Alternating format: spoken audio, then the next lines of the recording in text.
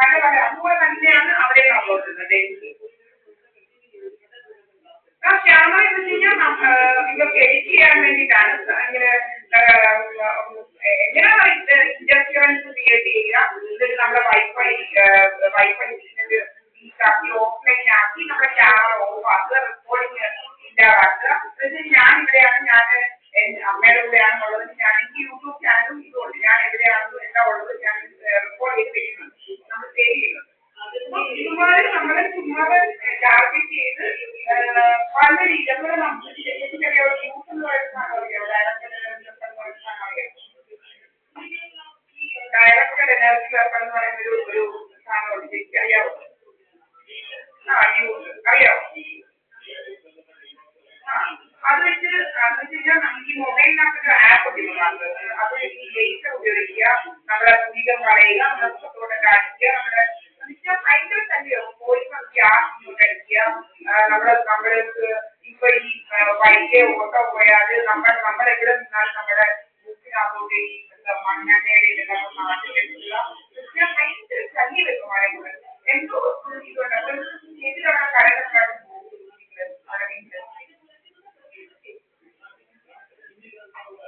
ആഴ്ചയിൽ എത്ര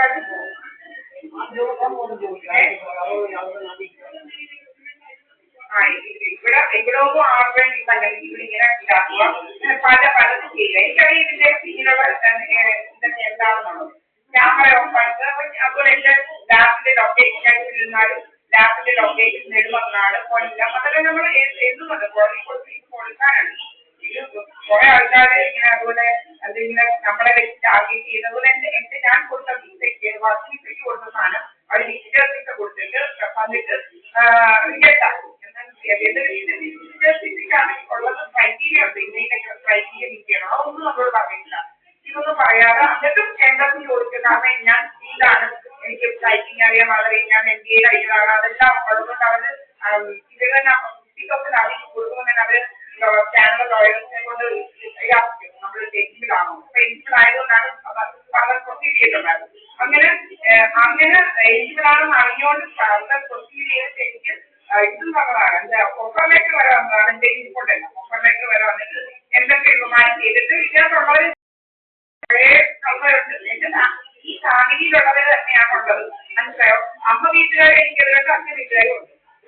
എന്നിട്ട് എതിർത്ത് മനസ്സിലാവുന്നത് ആർക്കും എന്റെ സ്വത്ത് വേണ്ടത് എനിക്ക്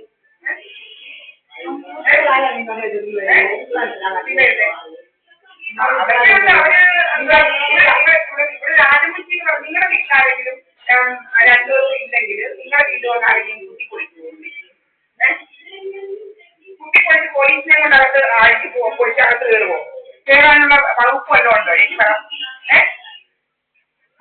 ഇതൊന്നും ശരി അറിഞ്ഞിട്ടില്ല. അപ്പൊ ഈ രാജനെ എന്ന് പറയുന്ന പെണ്ണുപിള്ള എന്തുവാ ഈ രാജന്റെ അത് 2019-20 സംഭവം ഇത്. ഇവര് ഇവിടെ വന്നിട്ട് എന്റെ വീടിനകത്ത് പോലീസിനെ കൊണ്ട് വിത്തൗട്ട് സെർച്ച് വാറന്റാണ് ഇവർ വന്ന്. നമ്മൾ ഒരാളുടെ വീട് സെർച്ച് ചെയ്യണമെങ്കിൽ സെർച്ച് വാറന്റ് കൊണ്ട് വരണം, വേണോ വേണ്ടായോ അറിയാമോ തിരിച്ച്. ഇവര് വന്ന് കുറെ പോലീസുകാരെ കൊണ്ട് വന്ന് കെമിക്കയുടെ മോഹൻ സിംഗും അവരും ഇവരും എല്ലാം കൂടെ വന്ന് കമ്പിയിലെല്ലാം താഴെല്ലാം അടിച്ചു കൊടുത്തിനകത്ത് കയറി എന്റെ 1.25 മണിക്കൂർ കൂടി ഇരുന്ന് എന്റെ ക്യാമറ ചക്കറാണ് ചെയ്ത് വെച്ചിട്ട് പല പരിപാടികൾ ചെയ്ത് ഈ കുട്ടൻ അതിന് ശേഷം ഈ കുട്ടൻ എന്ന് പറയുന്നത് ഈ സുബ്രഹ്മണ്യൻ എന്റെ ക്യാമറ ചക്കറും ഇവിടെ എന്തൊക്കെ നടക്കുന്നു, ഞാൻ ഇവിടെ നിൽക്കുന്നതെല്ലാം കാണുന്നതല്ല, ഇവിടെ കാണില്ല എന്തോ വൈഫൈ ഇട്ട് പാസ്പോർട്ട് ഇട്ട് കൊടുത്തിട്ടുണ്ട്. അവർ ഇവിടെ ഇരുന്ന് ചെയ്ത പോലീസുകാരുമായിട്ട് വിളിച്ചുകൊണ്ട് വന്നിട്ട് ഇത് ഏതെങ്കിലും വീട്ടിൽ നടക്കുമോ ചേച്ചി? ഇങ്ങനെ ഏതെങ്കിലും വീട്ടിൽ നടക്കുമോ ചേച്ചി വേണം. നിങ്ങളുടെ വീട്ടിലാണെങ്കിൽ ആരും ഇത് വന്ന് ചെയ്യുമോ? എന്നിട്ട് ഇവൻ ഈ കുട്ടനെന്ന് പറയുന്നത് ഇവിടെ കവ ഉണ്ടാക്കുമായിരുന്നു. വസ്തു എഴുതി വെച്ചിരിക്കുന്ന കാരണം ഇവരെന്നും സന്ധ്യക്ക് എന്നെ ഇരിക്കൊണ്ട് റെക്കോർഡല്ല, സന്ധ്യക്ക് 7 മണിയാകുമ്പോൾ ഇവൻ ചീത്ത വിളി തുടങ്ങും. എന്നിട്ട് ഇവൻ വിളിക്കുന്നതാണ് വസ്തു എഴുതി വെച്ചിരിക്കുന്നതാണ്. പക്ഷെ എനിക്ക് അപ്പോഴാണ് ഇവനെന്തോ പ്ലാൻ ജിജുപിയും ഇവനും കൂടെ എന്തൊക്കെയോ പ്ലാൻ ചെയ്യുന്നുണ്ടെന്ന്.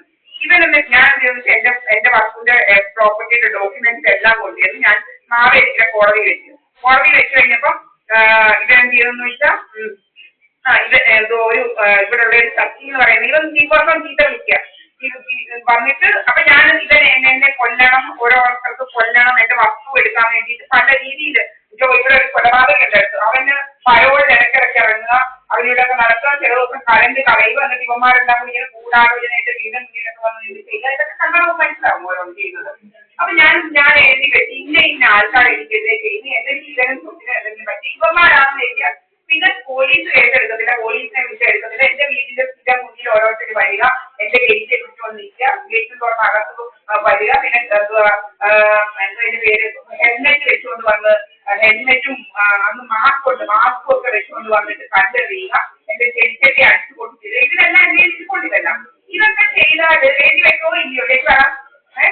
ഇതെന്തോ വേണം എഴുതി ചിലവരെയൊക്കെ കൊണ്ടേച്ചത് എന്റെ സ്വത്തെല്ലാം എടുത്തു ആരെങ്കിലും അങ്ങനെ ഉദ്ദേശിക്കുന്നുണ്ടെങ്കിൽ ഞാൻ നടത്തുമെന്ന് തോന്നുന്നുണ്ടോ? ഞാൻ വക്കീൽ പഠിച്ചതാ, മനസ്സിലായോ? എനിക്ക് ബുദ്ധിയില്ലെന്ന് തോന്നുന്നുണ്ടോ നിങ്ങൾക്ക്? ഒരു അഡ്വക്കേറ്റ് എനിക്കറിയാം എങ്ങനെ എന്നെ കൊന്നി വിട്ടാൽ ആളുകൾ വരുമ്പോൾ ചോദിക്കണം ഈ കൊച്ചെന്താ ഇങ്ങനെ എഴുതി വെച്ചിരിക്കുന്നത്, എന്താണ്, അപ്പൊ ഇതിന് പിന്നിൽ എന്തൊക്കെ ഉണ്ട് എന്ന് ആളുകൾ ചോദിച്ച് ഇത് ചെയ്തവരെ കണ്ടുപിടിക്കാൻ തന്നെ എഴുതി വെച്ചത്. ബുദ്ധിയുള്ളവരാണോ ചെയ്യുന്നത് അല്ലയോ കേസ് പറയണം. ആണോ ഇല്ലയോ? ചേച്ചി ബുദ്ധിയില്ലാത്ത പഴങ്കഞ്ഞികളാണെങ്കിൽ പലരും കൊന്ന അവിടെ കിടന്നു പോകുന്നത്. പക്ഷെ എനിക്ക് ബുദ്ധിയുള്ളതുകൊണ്ട് ഞാൻ എഴുതി വെച്ച് ഇവിടെ വന്നാൽ എനിക്ക് എന്തെങ്കിലും സംഭവിച്ച ആരെങ്കിലും ഇവിടെ വന്നാൽ നാട്ടുകാർ കാണണം, ഇത് നാട്ടുകാർ ചോദിക്കണം ഇതെന്തായി കൊച്ചിങ്ങനെ എഴുതി വെച്ചിരിക്കുന്നത്, ഇതൊക്കെ എന്ത് പറ്റി, ഇതെല്ലാം പറഞ്ഞിട്ടുണ്ടായിരുന്നു. ഇത് വേറെ തന്നെ ഇവിടെ നിന്ന് കുറെ മാസങ്ങളിൽ ഈ കൊച്ചിനെ തന്നെയാക്കി ഇത് കുറച്ച് ആൾക്കാരുടെ ടാക്ടിക്സ് ആണ്. പിന്നെ തന്നെയാക്കുക, ബന്ധം ഒഴിയുക, കുറച്ച് കാശൊക്കെ എങ്ങനെ ചെയ്തിട്ട് അതൊക്കെ അടിച്ചു മാറ്റി എടുത്തോണ്ട് എന്നെ വെച്ച് കാശൊക്കെ അടിച്ചു മാറ്റി എടുത്തോണ്ട് കൊന്നേം എന്റെ സ്വത്തൊക്കെ പിടിച്ചു മറ്റേ ജീവിക്കാൻ വിചാരിച്ചു ഞങ്ങളൊക്കെ. ജീവിക്കാൻ വിചാരിച്ചോങ്ങനെ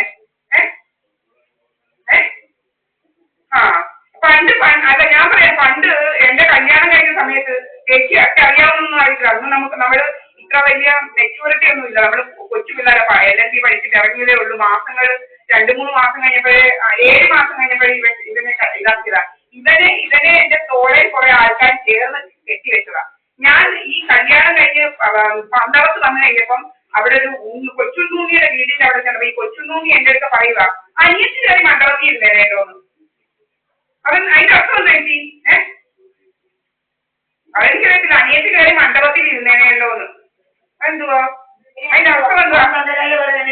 ഞാൻ ചോദിക്കാം, അങ്ങനെ ചേച്ചിയോട് വല്ലതും പറയുവോ? ചേച്ചി കുഞ്ഞുമണ്ണന്റെ കൂടെ വല്ലതും പോയാല് ചേച്ചിക്ക് ഒരു അനിയത്തി ഉണ്ടെങ്കിൽ ചേച്ചി എടുത്ത് അങ്ങനെ വന്ന ചേച്ചി എന്ത് വിചാരിക്കും?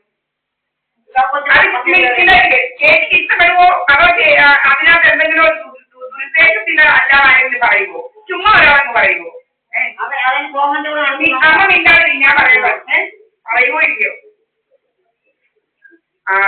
ഇത് നമ്മൾ മനസ്സിൽ വെച്ചിരുന്നു. കാരണം എന്ന് വെച്ച് കഴിഞ്ഞാൽ ഇത് അന്ന് നമ്മൾ എന്നാലും നമ്മുടെ മനസ്സിൽ ഇത് കിടന്നു. കാരണം എന്ന് വെച്ചാൽ ഇതെന്താ അങ്ങനെ അയാൾ പറയുന്നത്? നമ്മൾ അക്ക പൊട്ടരെന്ന് പറഞ്ഞു. ഞാൻ LLB പാസ്സാണെങ്കിൽ വലിയ പാട് തന്നെ, വേറെ പഠിക്കുന്നവരൊന്നും അല്ല. അതിന് തന്നെത്താനെ എഴുതാനും പിടിക്കാനും ഇപ്പോഴും കൊണ്ട് പാസ്സാകാത്തവരൊക്കെ നല്ലപോലെ നടക്കുന്നത് എനിക്കറിയാം. വലിയ ആള് ചമച്ച് പാസ്സാകാൻ നടത്തുന്നവരെ എനിക്കറിയാം. എന്നെ അതുപോലെ എന്നെ പിടിച്ച് ഇവിടെ ചുമ്മാതെ ഇടാനായിട്ട് ഈ എന്റെ അമ്മയെന്ന് പറയുന്നവരെ ജോസ്കോയിൽ വന്ന് ഹോസ്പിറ്റലിൽ വന്നിരിക്കാന്ന് പറഞ്ഞിട്ട് എന്നോട് പറഞ്ഞു നിന്റെ അമ്മയ്ക്ക് പ്രഷർ കൂടിക്കാണെന്ന് പറഞ്ഞാൽ എന്നെ പിടിച്ചോണ്ട് പോയി.